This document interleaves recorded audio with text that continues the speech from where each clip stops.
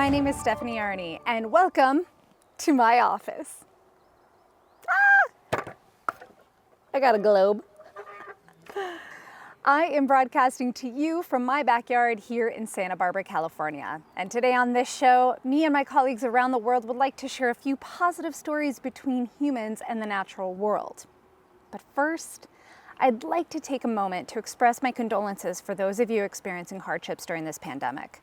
And thank you to all of the essential workers out there putting your safety at risk for all of us. Thank you. All right, here we go.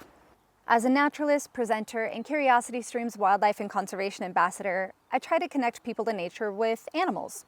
For those who don't fancy animals, I remind them that their favorite piece of clothing or food probably came from nature, such as their favorite white sweater and the precious coffee that they will inevitably spill on it.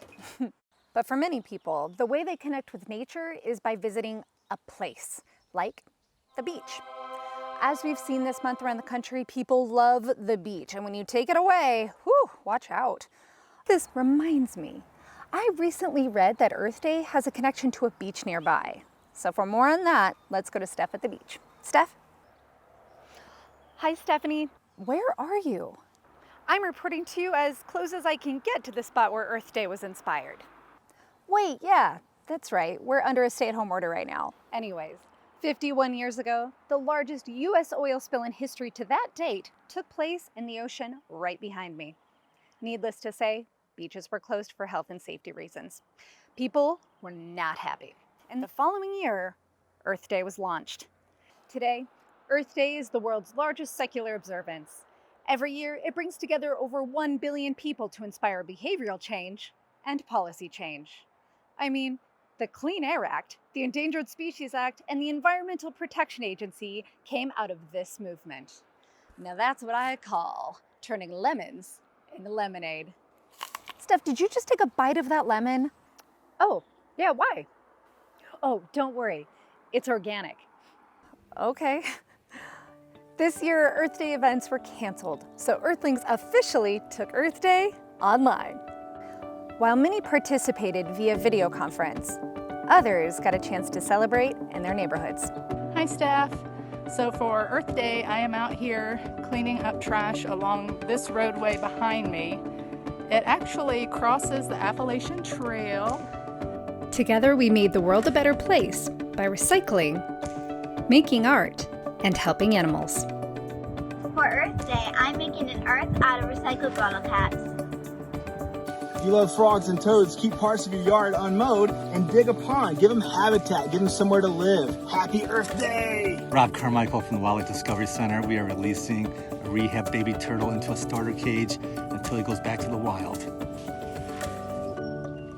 This is a bird feeder. The bird feeder! Happy Earth Day! Happy birthday, feeder.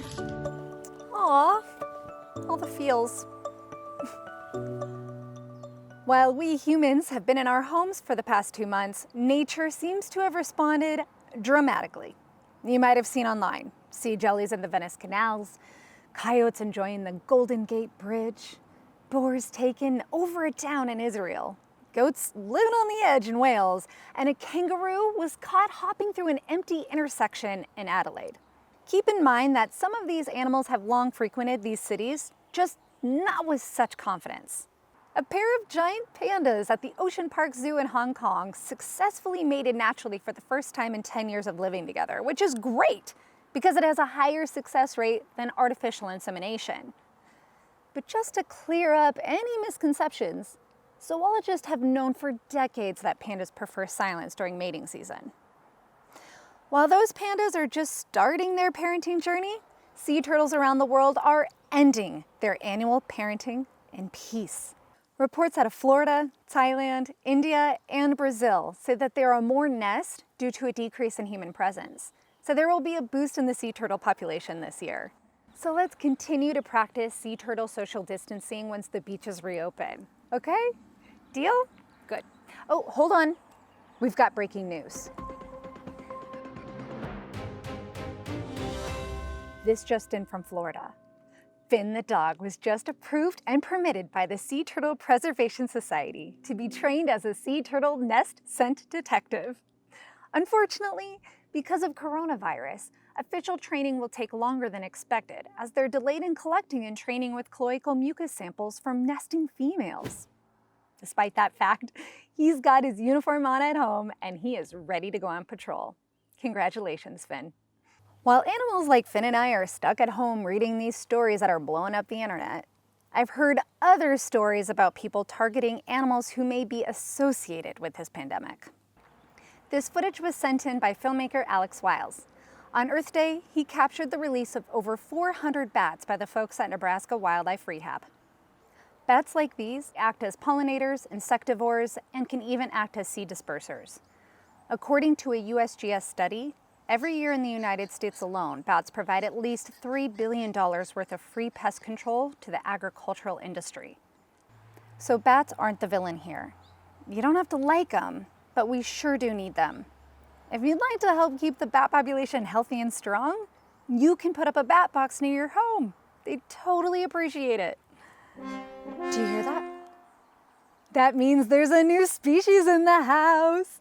For more on this, let's check on Stephanie in the tiny house.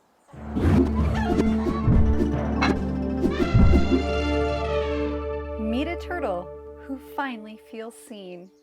Look at that smile. You might be saying to me right now, Steph, I know that. That's a mata mata turtle, and it is.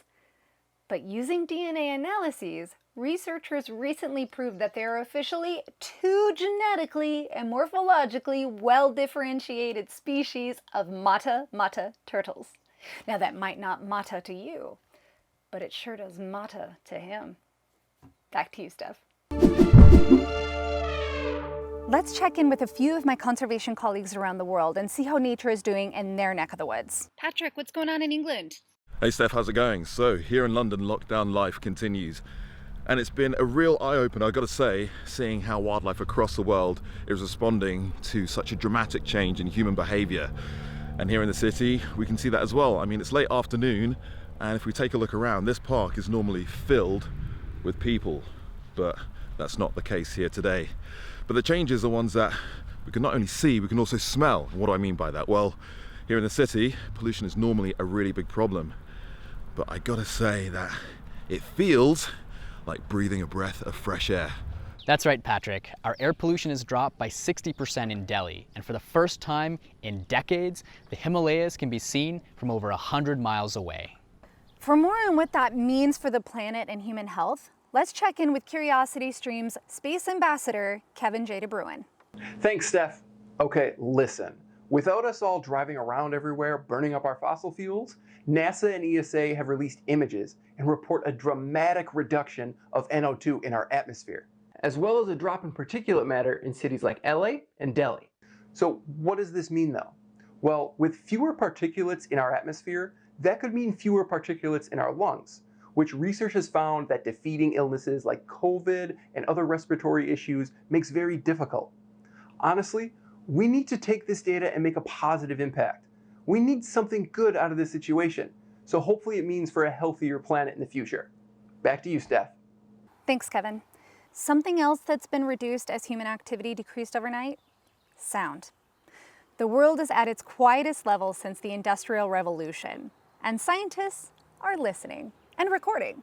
They're collecting data in the ocean, on land, and even in the land. One of the most mind-boggling things I've seen lately came from the folks who study earthquakes. Seismologists can actually see a reduction in the movement of the ground due to a lack of cars, trains, and industry just doing their thing, meaning the earth is vibrating less. What? That's crazy. During this unprecedented time, we can collect data that we normally couldn't, and you can be part of it too. Researchers all over are looking for citizen scientists to help out. Imagine this. Perhaps we can discover solutions to create a new normal that is better for all living things. Before we end the show, I have a very special guest who has long been a leader in wildlife conservation and education, and he has a special Earth Day message for animal lovers around the world. Take it away, Jack. Hey, Steph. The HANNA family wanted to share our appreciation for the scientists, conservationists, and animal care teams working to protect and save our wildlife during this difficult time. On this 50th anniversary of Earth Day, let's all work together to help our planet. Wow, thank you so much for that, Jack. And thank you to everyone out there who is working to create a better world for people and wildlife. Thanks for watching, everyone. I'm Stephanie Arne. Remember to stay healthy and stay curious.